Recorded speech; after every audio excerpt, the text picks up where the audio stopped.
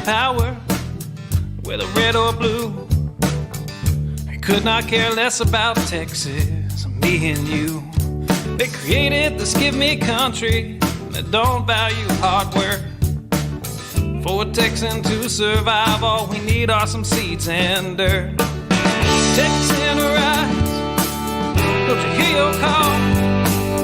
Got to save your country, for it's long gone. Texan rise, don't you hear your call? Got to save your country, for it's long gone.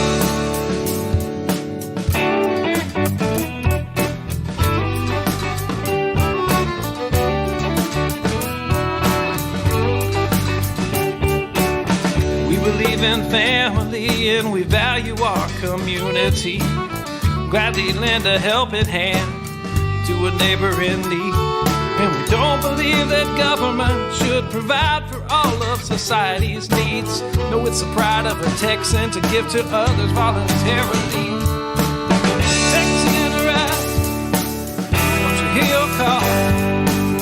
Gotta save your country, for it's long gone. Texan rise, don't you hear your call? Gotta save your country, for it's long gone.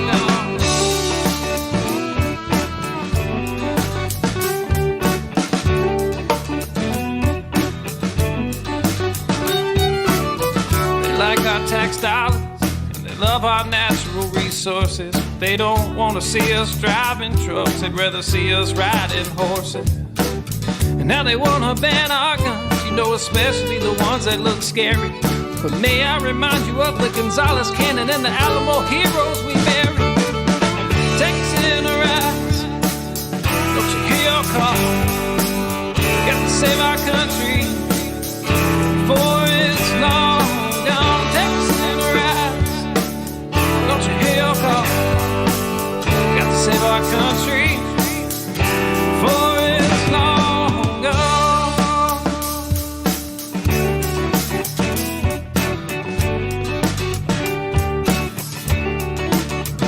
This last verse is straight from the Texas Constitution, Article 1, Section 1 and 2. Look it up.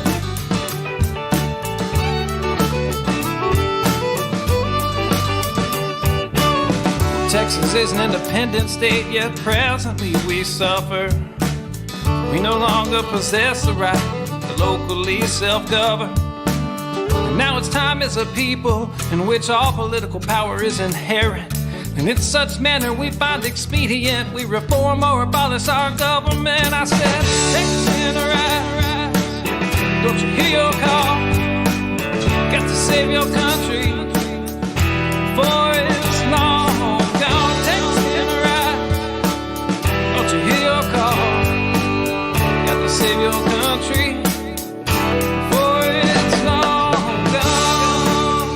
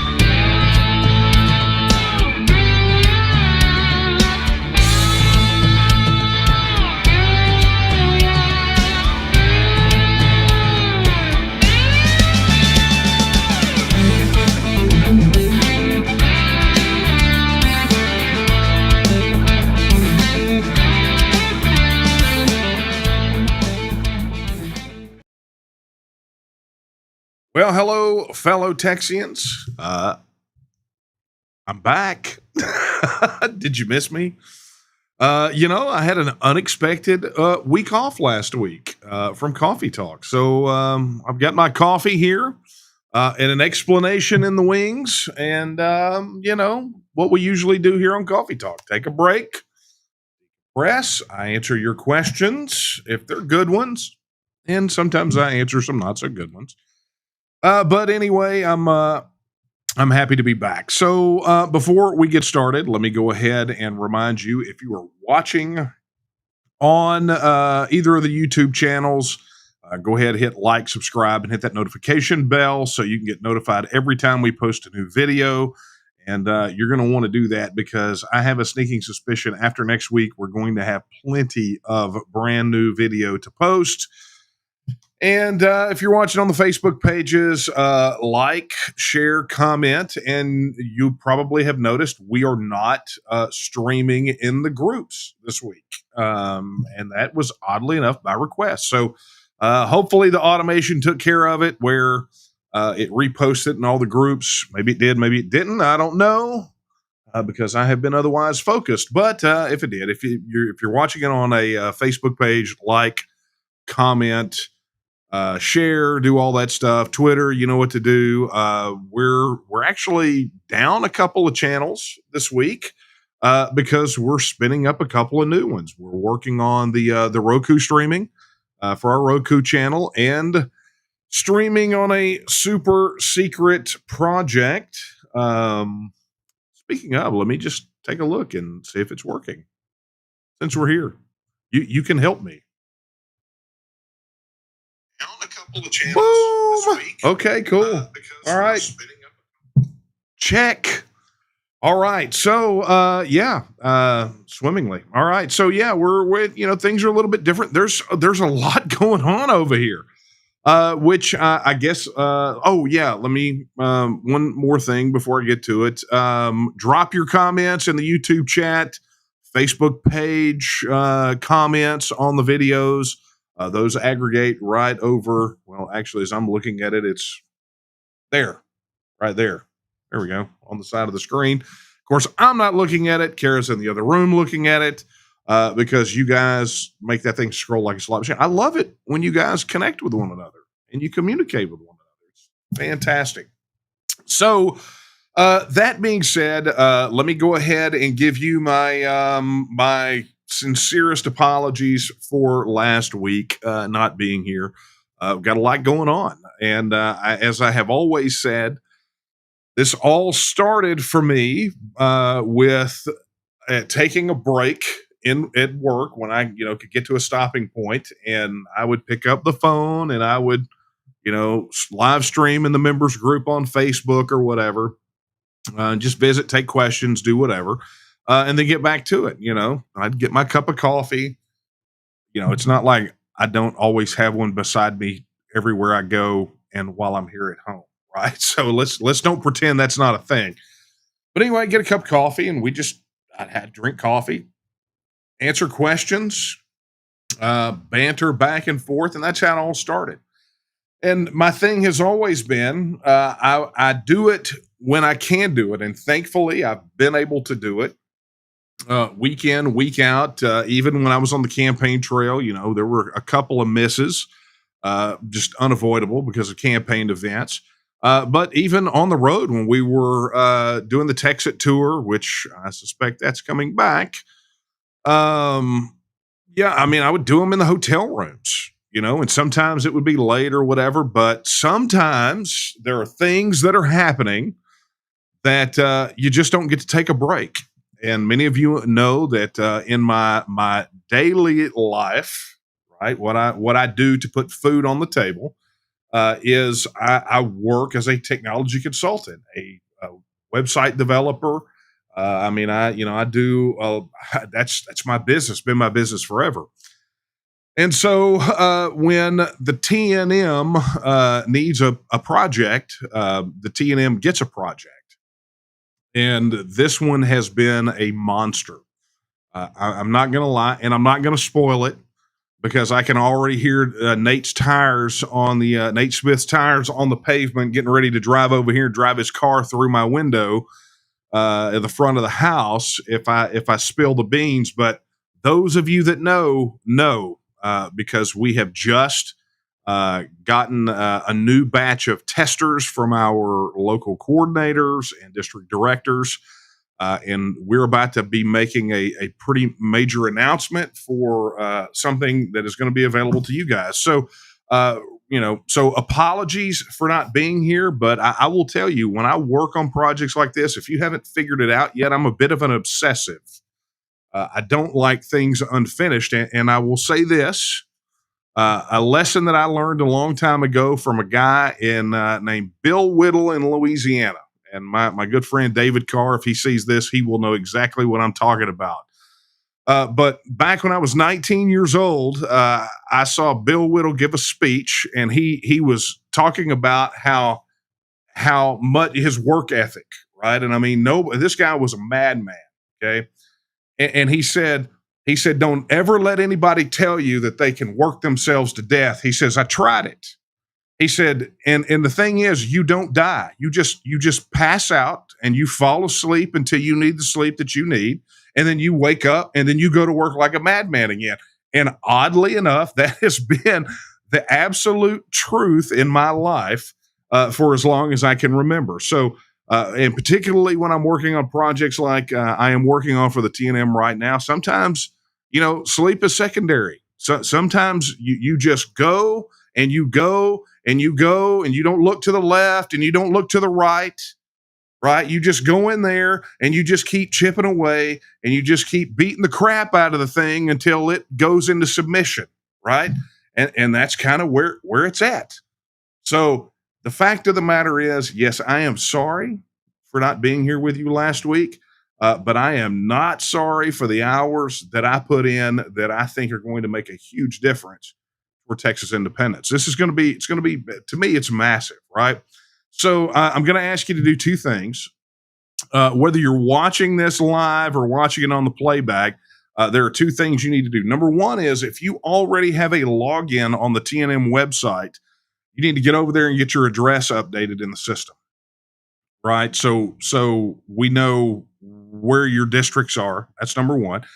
And number two, if you don't have a login account on the TNM website, get out your little smartphone, right? Get out your smartphone and hit that QR code. I don't even know if it's going to show up. It's probably going to be fuzzy. Anyway, if not, go over to tnm.me and hit the button to register your support. You know what to do. Get a login to the site. Get your stuff updated. Super, super, super important. It will all be made very clear very soon, sooner rather than later. And it cannot be soon enough for me because I'm ready. I love to get a project across the finish line. And this is one that has been on my to-do list in the TNM for probably 5 or more years. I mean, it's been on there for a long time. So for me to be able to check this off the list makes me so doggone happy. So let me just thank everyone who has participated in getting this ready.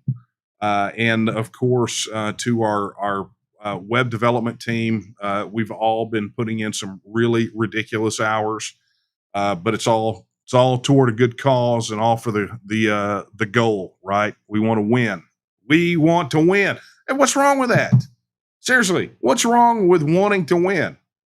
Not a thing is the answer. There's not a thing wrong with wanting to win.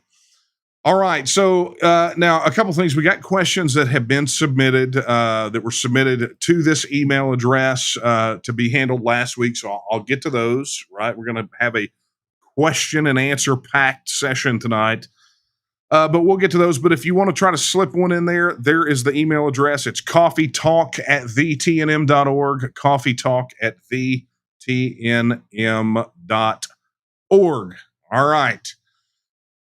Man, we got, there's so much to talk about. I mean, the last time we were together, the tragedy in Uvalde happened. Beto O'Rourke was acting a jackass at a press conference. And then more and more information came out about how the police department down there held parents back from going and saving their kids. It is probably one of the most disgusting displays of cowardice that I can possibly imagine. One, if Travis Clardy, State Representative, want to see an example of cowardice, I would suggest that he take a look at what happened there, rather than obviously calling Texas independent supporters that, because we're not. we're obviously braver than he is. But of course, the fact of the matter is, folks, that it has become the drum that is going to get beat on over and over and over by Washington D.C. and those neo-Marxist. I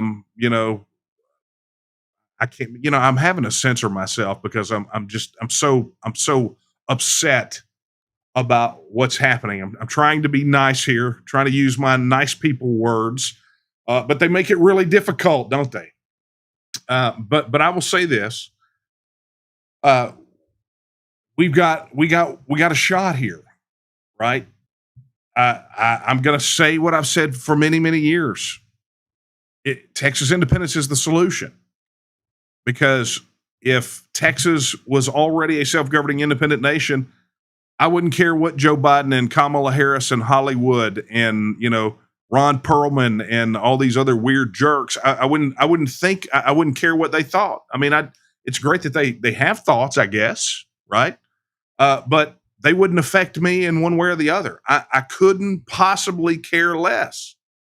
But by virtue of the fact that we continue to be a part of this political and economic union, we are concerned with what they say. They say generally precedes what they are going to do.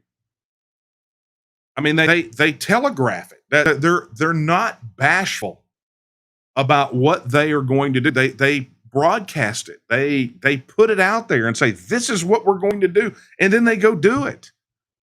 And then our elected representatives that are supposed to represent us, the ones with, backbone and courage and, not going to put up with this crap.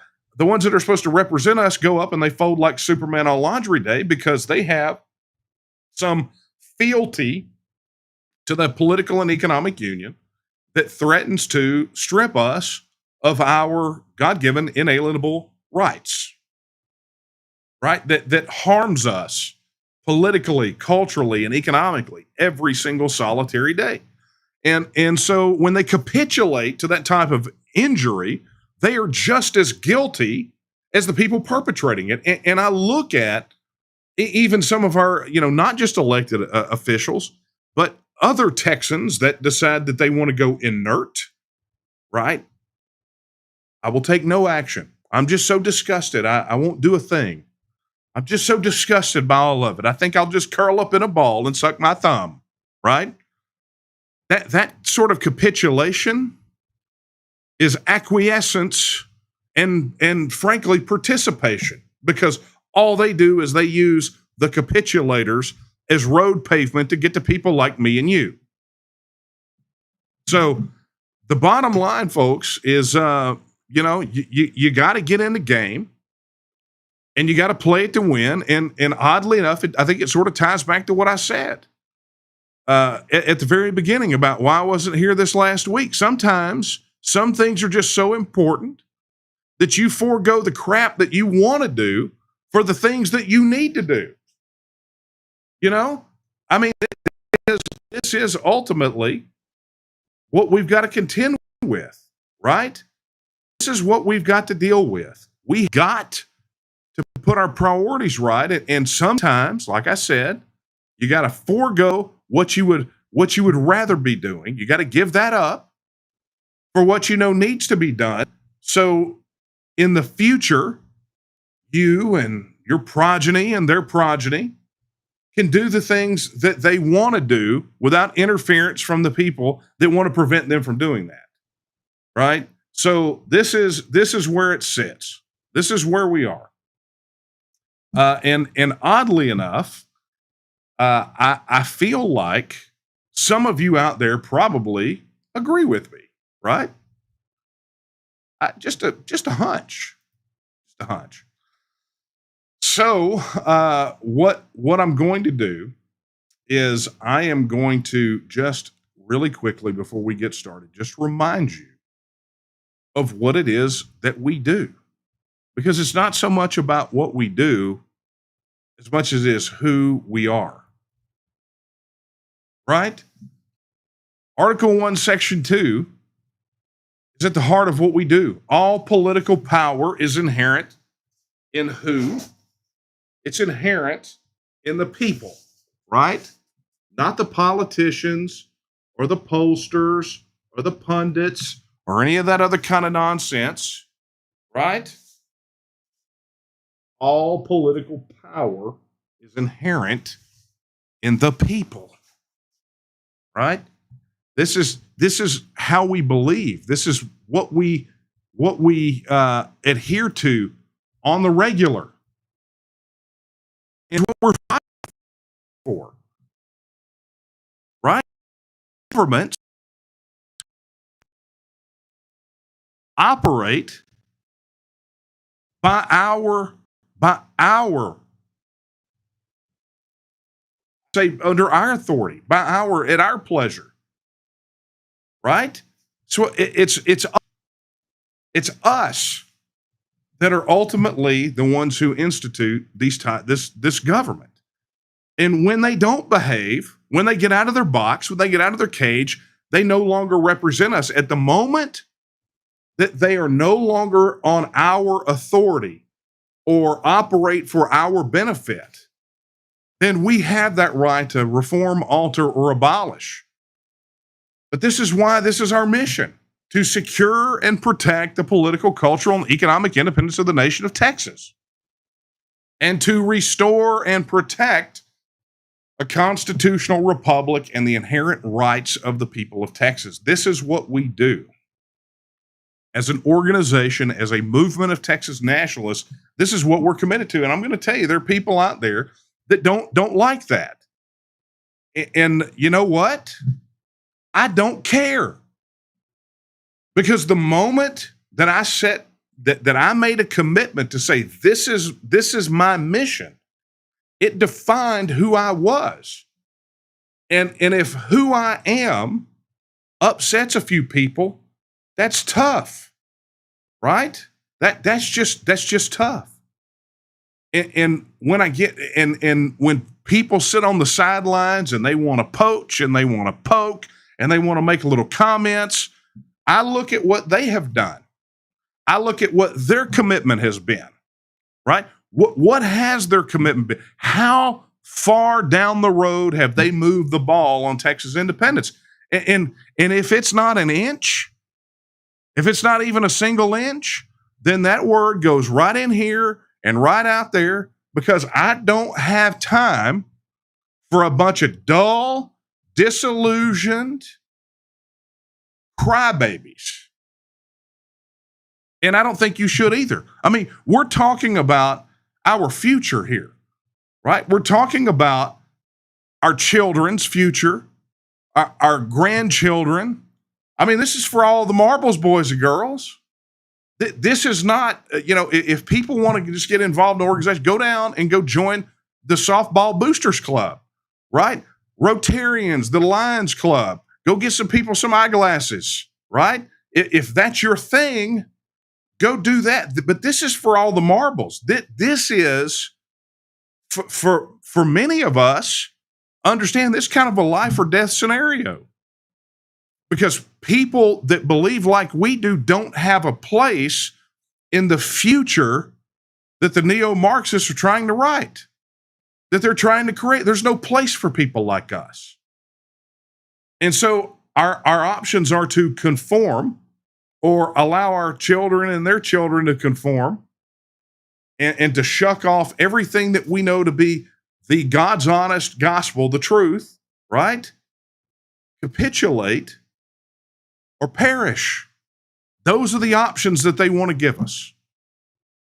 So this is for all the marbles, boys and girls. This is why I don't have a lot of tolerance for a bunch of, whining and thumb sucking and all this other kind of nonsense. I never have. It's just not in my nature. You put in the work, you do the work, you work like a mad person, and you get a result. And that result is a direct result of the work that's put into it. And sometimes there are things that we can do individually, but then there are things that we have to rely on a team to do, that we have to rely on our people to do. And I'm going to tell you, this last election, one of those examples. I mean, it was I think probably a very clear example, because there were people, even after we got locked down, we got masked, some got force vaxxed, businesses shut down, illegal aliens pouring over the border, the cartels are in control of the border between Texas and Mexico. I mean, you start rolling through these things. There are still people who voted for the people that allowed that to happen. Now, I'm no commentary on the election numbers, but literally, somebody who went out and voted for those people. Even after they did all of those things, someone went into a ballot box and said, that's my guy. That happened.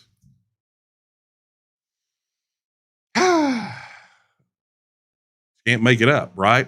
But it is about your individual effort, because just when we were going through, we were talking about the petition pain, and some of the reasons that we didn't hit the physical number of signatures that we needed, and catching grief from people. And I'd go ticky tack on my computer, go, let me go look this dude up. Not one signature. Didn't collect not one. Didn't sign up to collect one. Or the one guy who got his underwear in a knot over, well, let me just say, if you have an extensive rap sheet, you probably ought not apply for leadership in the TNM, because we background check all of our people, right? But he got upset, probably because he got flunked out on, applying for whatever he applied for. And boy, he was coming hard. So I was like, okay, let me just see how this volunteer did. Oh man, this guy got 5-6 signatures. Wow. That's impressive. And he let's see, he was at it for, 4.5 months. Wow. I can fall down in a Buc-ee's parking lot and get twice that number.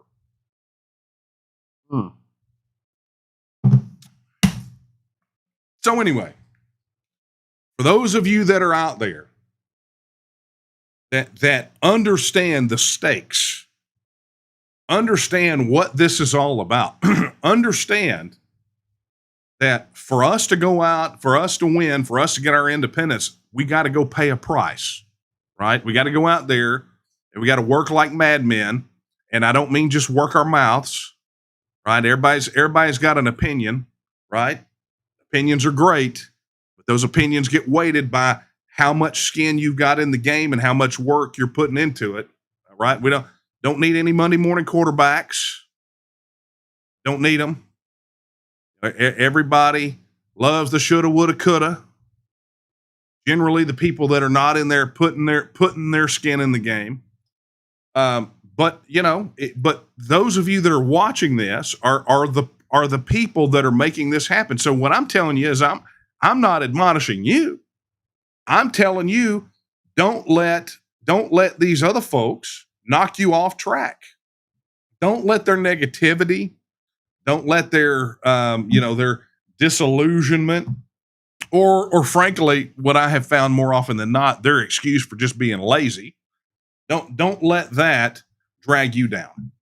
You're a Texas nationalist. You believe in the political, cultural, and economic independence of the nation of Texas, because Texas is a nation. Some of you spectators, that may be a tough pill to swallow, but I can have, it's somewhere right now. Daphne Armour is saying, oh my God, I hope he gives the, is Texas a nation lesson, because I used to do that one all the time, because it actually is in this book, Retro Line in the Sand. So, maybe we need to do that. Maybe I need to record it one week. Who knows? If you'd like to see that, drop a note in the chat. I can wax eloquently about what is a nation and what is not a nation, and the things will surprise you. This all really goes down to not letting the opposition control the dictionary. And for those of you that have a login on the website, there is a video that is there behind. You got to log in that supporter section only. There's a video of a nation builder leaders training that I gave years and years and years ago called Don't Let the Opposition Control the Dictionary. I do not let the opposition define my words. And for some of you, far too many, you let the opposition control the dictionary. When they can erase the meanings of words and control the meanings of words, then they can paint you in any corner you want. And I know this because collegiate debate champ. I used definitions more times than I can count to make college debaters cry. You can do that. All right, let's get to some questions. What do y'all think? Oh, coffee. Yes. All right. So let's get down. Let's say one live chat, or do we want to take an email? Okay, so let's do this one. Right here, let's zip through these. There are quite a few. All right. So Gilbert says Texas should be their own country. I will move there. Well, funny you mentioned that because by definition, Texas is a country, right? Texas is also a nation, and Texas is also a state. I think I'm going to have to do it. You guys are baiting me, aren't you? That's bait. Okay. Regina. Hey, Reg. Regina asks, how do we find the Roku channel? If you search in the Roku channels, just search for TNM TV, and you will find it there. Actually, there's actually a Roku on that TV right there. I could probably just pull it up and show you, but it's there. If you search for it, you'll see it.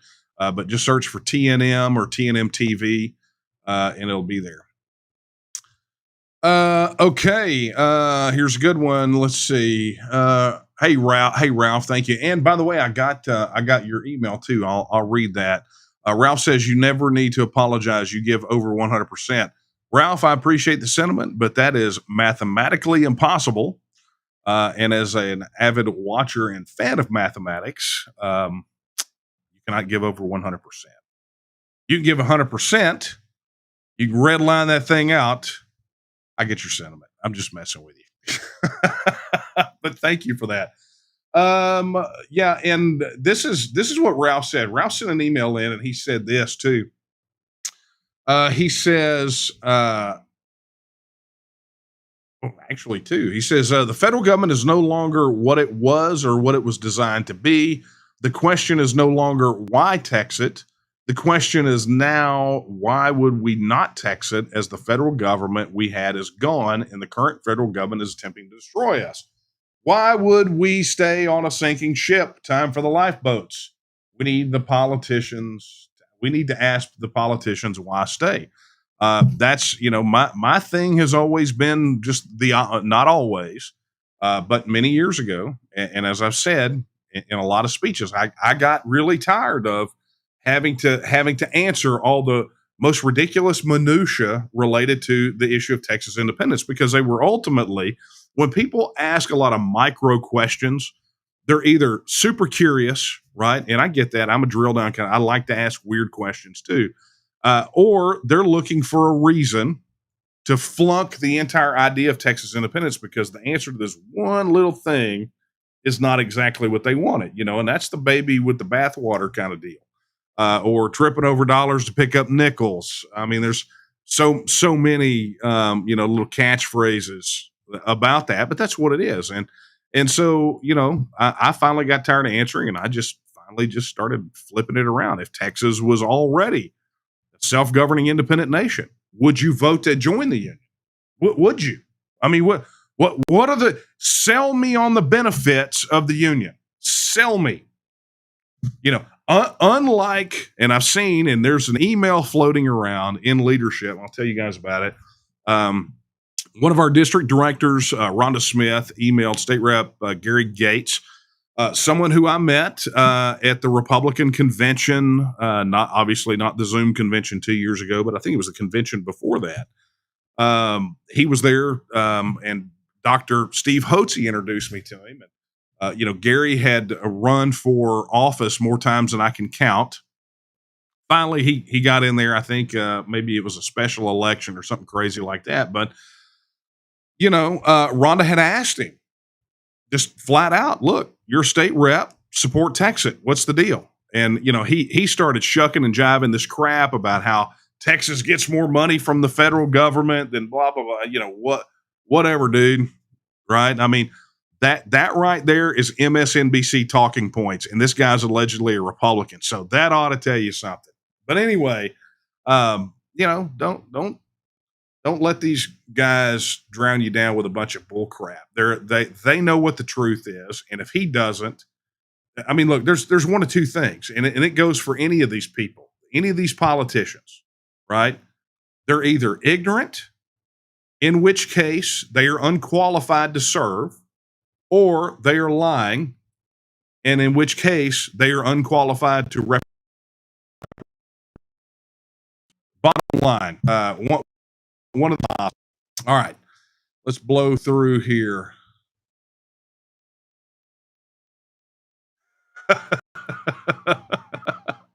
I'm going to. Okay, here's Glenn. I'm going to leave if you do not stop talking about you and get to the topic. Glenn, bye-bye. And if you think that what I was saying was just about me, then you kind of missed the point, don't you? Bye. All right. Good question here. Would you help states that want to leave too with a plan? Okay, Derek. Interesting. You mentioned this because the TNM has an entire section for what we consider international engagement, which, again, words matter. Anything outside of Texas, international engagement. So we've been in communication recently with representatives from the Alaska Independence Party, Cal Exit, New Hampshire Exit, or the Foundation for New Hampshire Independence. But there is an organization that I'm proud to be co-chair of called Americans United for Peaceful Separation.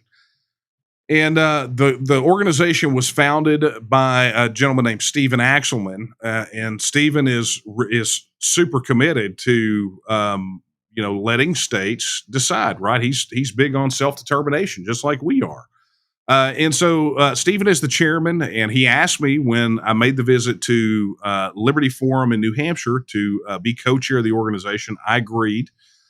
And I will tell you, the fact of the matter is that there is an opportunity here for people in all states. And I say this all the time. There is a myth out there that Texas has some sort of exclusive right to withdraw from the union. It's just not simply true. Any state of the 50 states can withdraw.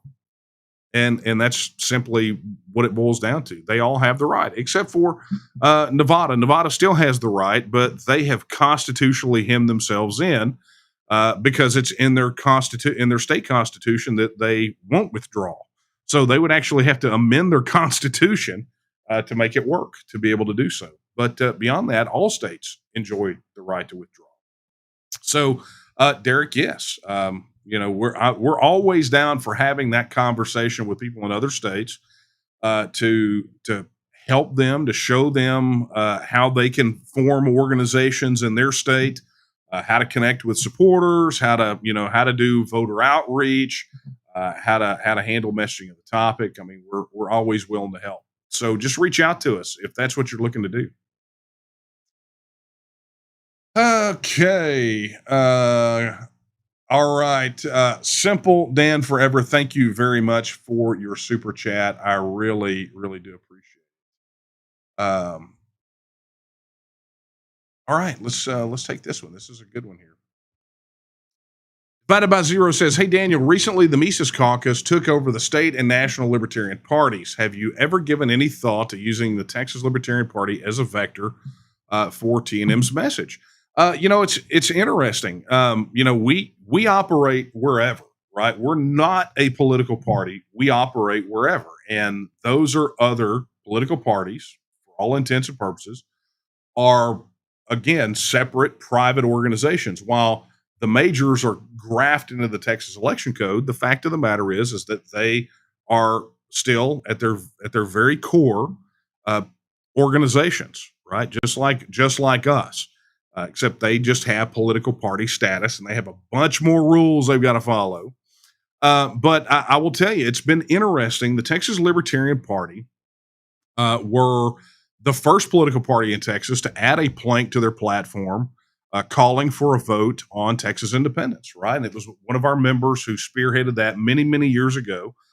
They have maintained it. And my understanding is actually from Elliot Axelman, Stephen's son, who is the chairman of the Foundation for New Hampshire Independence, is that they crafted a very similar plank at the Libertarian National Convention, calling for a vote for all the states and upholding and supporting that right. So, look, we have people in the TNM that are in the Libertarian Party, just like the Republican Party, just like Constitution Party, all these others. So, yeah, I mean, we don't have a specific strategy. We're not in cahoots with any of them. We just foster our relationships and nurture our relationships in each of those organizations, just like we would any other organization. And it definitely with political parties is super helpful for us to have those kinds of relationships and to work together when we can. Which I will do this. Let's see if I've got this graphic up. Uh, if I can hear. Is this it? Yeah. Okay. So not exactly this graphic, but similar. So now the primaries are done and the general election is kicking up. I would encourage you, if you've got any candidates from any party that are looking to put Texas first, that are looking to, go out there and make a difference, to champion the things that we champion, send them over to taketexasback.com and have them sign the Texas First Pledge. Right? I would expect to see libertarian candidates flooding that thing here in Texas. But yeah, I mean, look, this is what we do. We're out there right now collecting pledges for the Texas First Pledge from candidates that are running for SREC, party chair, but also candidates that are busting out into the general election. So now is the time. And I will tell you, I heard from more people than I can count that the only people that were going to get a vote from them on the ballot were ones that signed the Texas First Pledge. And if not, if no person in a race signed it, they were going to skip over it. So I would suggest if you know some candidates, you better get them out there, get them over to taketexasback.com, tell them to sign the Texas First Pledge. All right. Yeah. Okay. So let's take this one. This is a good one. Texan nationalist asks, when Texas gains independence, how will we keep Texas from being undermined by unionists that remain in Texas? Oh, man, oh, man, oh, man, of Shivitz. Let me tell you something about that question. That is a question that I get quite a bit. And there are really kind of two things that we've got to contend with. Matter of fact, I heard this from that jackwagon that also ran for lieutenant governor, when he had his change of heart when he didn't get our endorsement, right? It was something similar. How can we expect to Texas when we got these people up there, whatever. It's like, well, don't you think part of that process involves giving those guys the boot, right?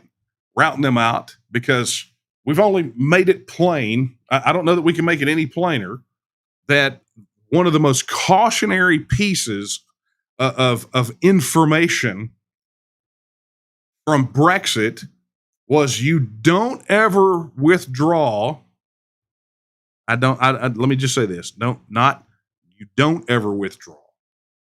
There is a price to be paid for having anti-exit politicians in office when the people decide to exit. Right? It was the case.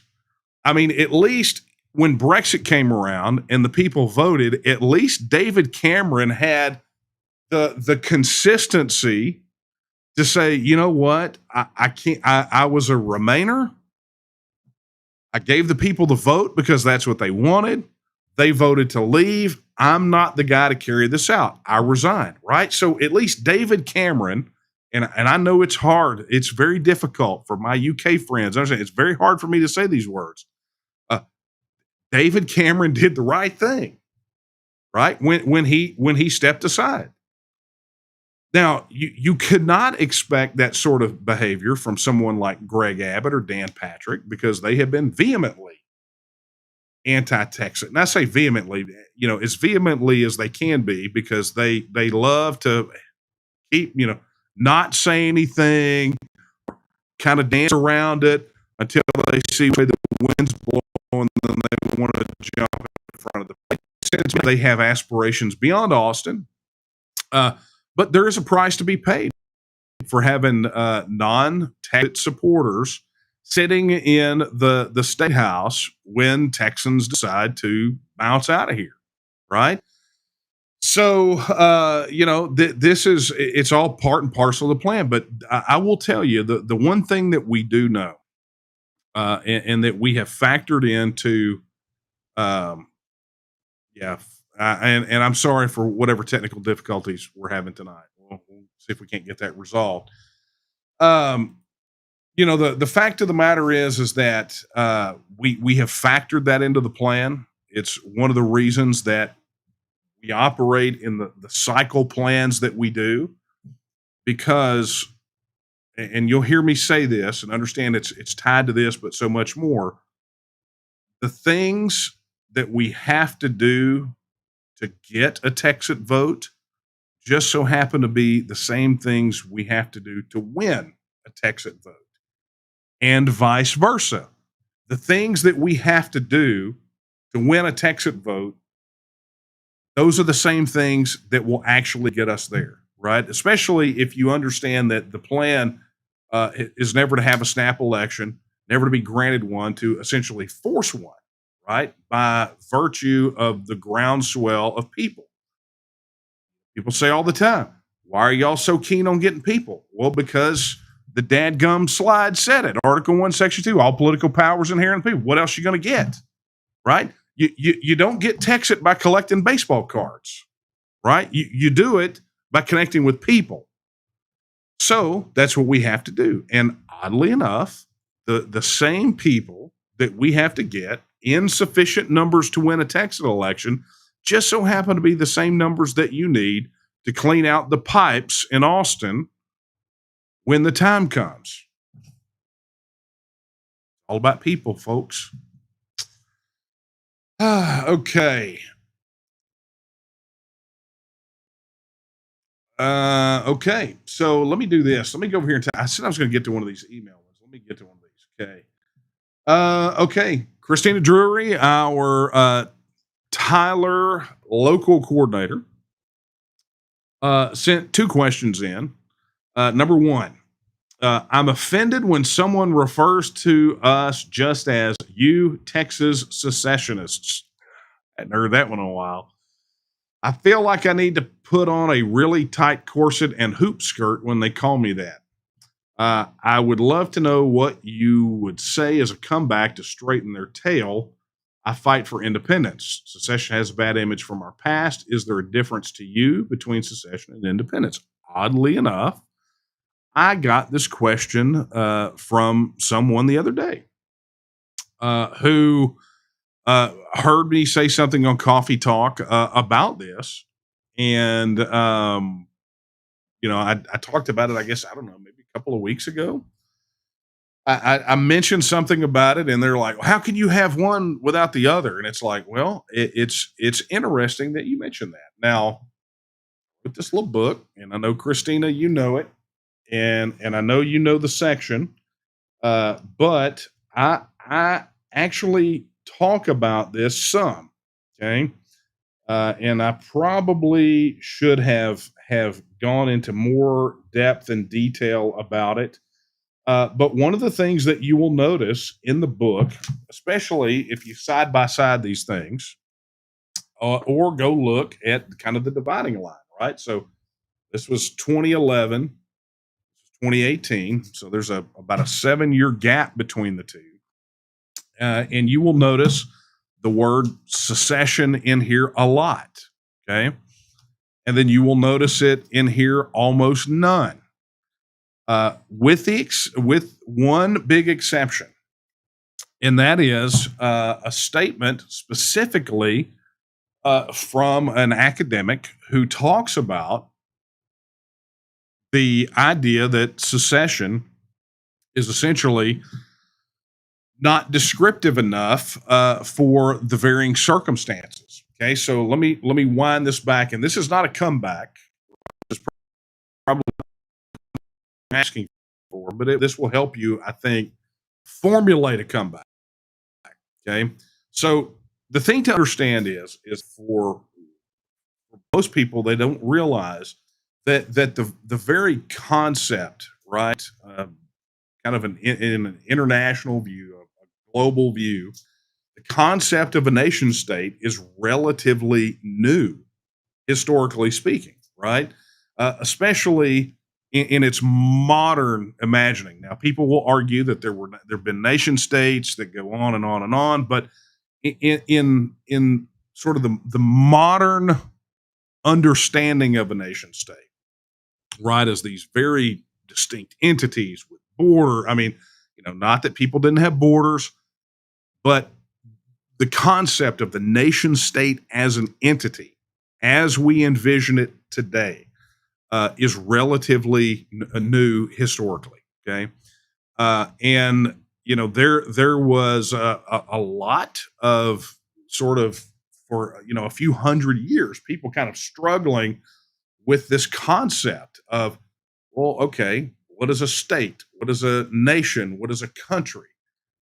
And what you find that, so over the last 200 years, especially over the last 50 years, those terms began to get more and more and more refined. Okay. So, a good example, a lot of people just gloss over it in the Declaration of Independence for the 13 colonies. Okay.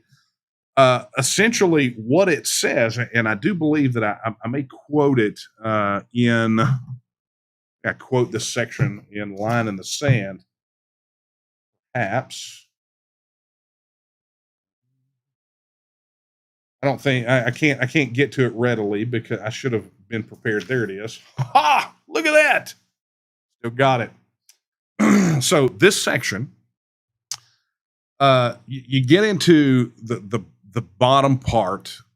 People have tendency to kind of gloss. They get through the grievances and they're furious because the grievances we have now are far worse than the colonies had with the king. So they get furious and they have a tendency to skip over this. And a lot of this is because, again, we've let the opposition control the dictionary. But here's what it says. It says that these united colonies are and of right ought to be free and independent states, that they are absolved. Now hold on to that. Okay. Free and independent states, with an S at the end, that they are absolved from all allegiance to the British crown, and that all political connection between them and the state of Great Britain is and ought to be totally dissolved. So did you catch that? They said the colonies are free and independent states, and then they referred to Great Britain as the state of Great Britain. So what does that mean? That means that the 13 colonies withdrew, right? They asserted their independence as free and independent states, and each one, not collectively as an entity, but each one individually was equal to the state of Great Britain as it was, right? So you look at it and you go, okay, cool. Here are these states. This is. I mean, it's got to understand. Most people don't look at the Declaration of Independence that way and understand that. But that's almost kind of fundamental to understanding the construction of the Union as a political construct, right? Not some mythic country, right? Some mythic amorphous thing. But the United States of America is a federal entity comprised of self-governing independent states. And the argument becomes, are the states in and of themselves nation states? That's a topic for another time, okay? But you begin to see this refinement over the last 200 years. Because when you start quantifying what is a nation state, right? What is a nation? What is a state? What is a country? What do those relationships look like? How do you define what is a nation? How do you define what is a state? Okay. So you have that term secession, which, the dictionary definition is not horrible, right? The dictionary definition is pretty straightforward. And it is it is an act of withdrawing from a nation state effectively, right? But the problem is that secession is such a broad term that there are circumstances to which secession probably should not apply. There should be a different term. Okay, so if Harris County wanted to withdraw from Texas, Texas is a monolithic, singular state, right? It is a political body, a political entity. It is a state. Harris County all 254 counties are administrative subdivisions of the state. If Harris County wanted to pull away, that would be a secession, okay? Because it is a fully and wholly incorporated piece of Texas, okay? But Texas withdrawing from the Union, that's not necessarily the case. And so you look at things like Brexit, right? Or Scotland withdrawing from potentially withdrawing from the United Kingdom, or Texas withdrawing from the Union. Is that technically secession, or is it more accurate to define it as withdrawing from the Union? Right? It's like one of the reasons why if your kid quits the Boy Scouts or quits the football team, they call it he just left the team or left the Scouts, and you don't call it a divorce, right? Because that's not it. You're not one wholly incorporated body. Just because your kid joined the Boy Scouts doesn't mean that they're one thing.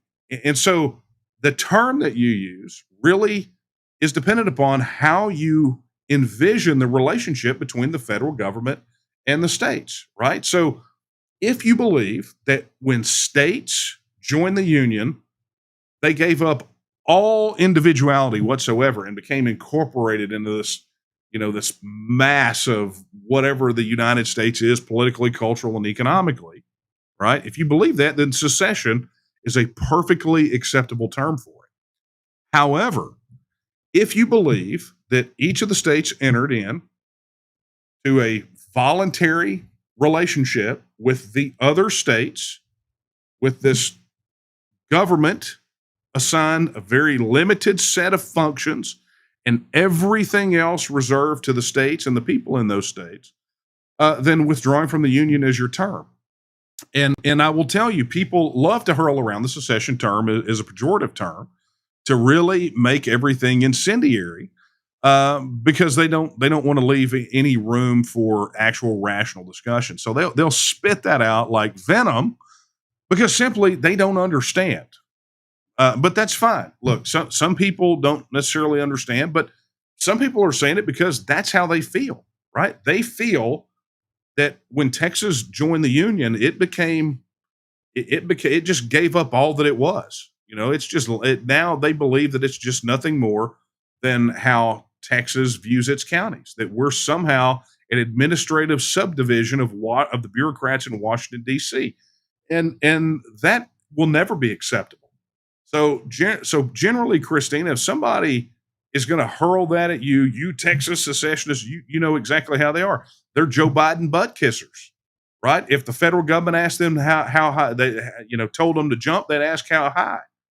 If the federal government came to them and said, you know what, the sky is purple, they would be the first ones to do it. Rah rah, go USA, purple sky, right? Or if they came and said, shoot all your neighbors that don't think like you, they'd probably be the first ones in line to do it, right? Because they just want to be good federal vassals.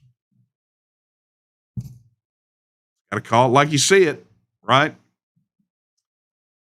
Okay, so second question, and then I'm out of time.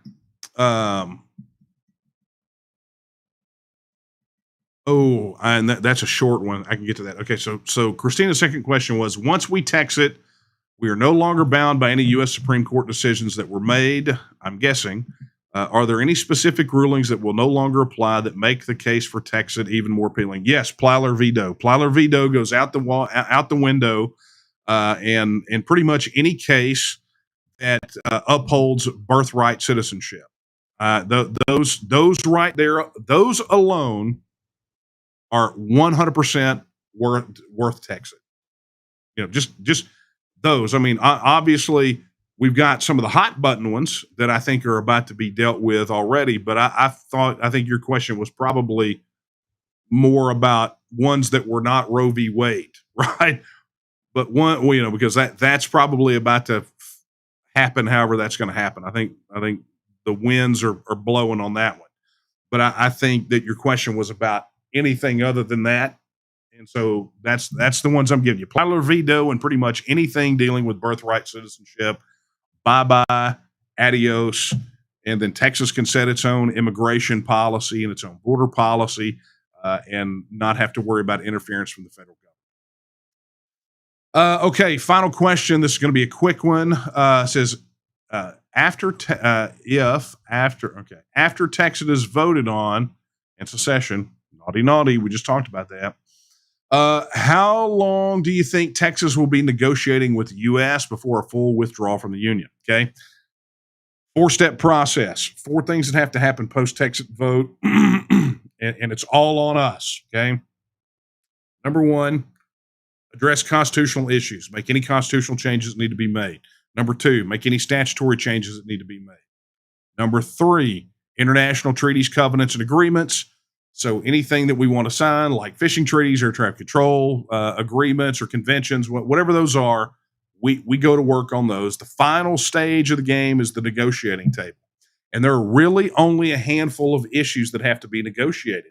So the thing is that you want to get 1 and 2 done as quickly as possible, right? You don't want this thing to drag out.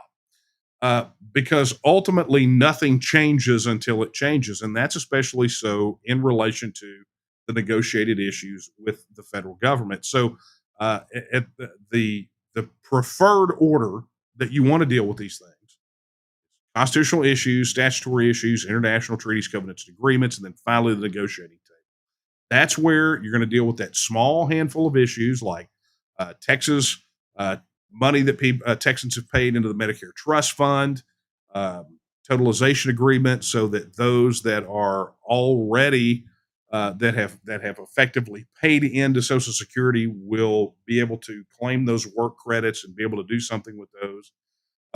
Military and federal military bases and federal property here in Texas, how that's going to be disposed of. Federal debt, and I'm with we got an article that's getting ready to come out. Terry Halsey sent it in, and I'm with him. Okay, in the book I talk about that we will probably have to pay something, but that doesn't necessarily mean that we got to come up with money out of our pocket, right? Because ultimately the slice of the federal debt is going to be determined by a whole host of other issues. And I would make the argument, much like Terry does, is that when we start adding up the columns of pluses and minuses, we probably, given our overpayments and so many other factors. The bill that we will owe would be zero. So something to bear in mind, a conversation for another time. But there are just a handful of issues that we have to contend with at the negotiation. All right. Well, folks, that was a fast and furious hour for Coffee Talk. And I just want to thank you guys so much for first off, for the notes of concern. I mean, every time I'm gone, you guys you want to put my face on a milk cart, and I appreciate that more than you can imagine. It's good to know somebody cares. That being said, definitely catch us. We will be at Republican Convention all week next week, and we will have a booth in the exhibit hall starting on, I think Thursday is when the exhibit hall opens. We will have delegates all over that, and we'll have TNMers there, but we will have, I think, a massive contingent of delegates are going to be TNM people. So come on out. Definitely visit the website. We'll get some of those events put up there so you'll know how you can connect with us and where our booths are. We've got a nice block of them, and would love to see you guys. Shake your hands, and we'll be trolling around. I'm not a delegate, right? So I get to use either the exhibitor pass. I'm gonna pay a guest pass, but I'm gonna go around. You got to do it, right? So I will see you there. And looking forward to hanging out with all of our TNM folks and volunteers are going to be out there participating.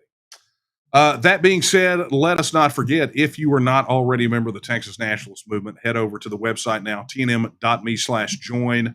That is tnm.me/join, and get in the game. And just like I said, folks, I said it a while ago, the big thing is coming. Go log into the website. Make sure your address is updated. And if you do not have a login, make sure you get over there and register your support ASAP. Otherwise, you're going to be at the bottom of the list. You're going to be coming in late. And everybody will be so happy about this cool new thing. And you'll be like, oh, man, I feel so left out. You don't want to be that person. All right. So I'm going to leave you with the words that I'll leave you with every time we're together. And those are the words of Sam Houston, which, by the way, I don't know if you guys have noticed, little Sam over here. It's like from the statue in Huntsville. Words of Sam Houston, Big Sam, not Little Sam, okay? When he said that Texas will again lift its head and stand among the nations, I believe that time is now, and the question is, will you stand with her? Good night, everyone.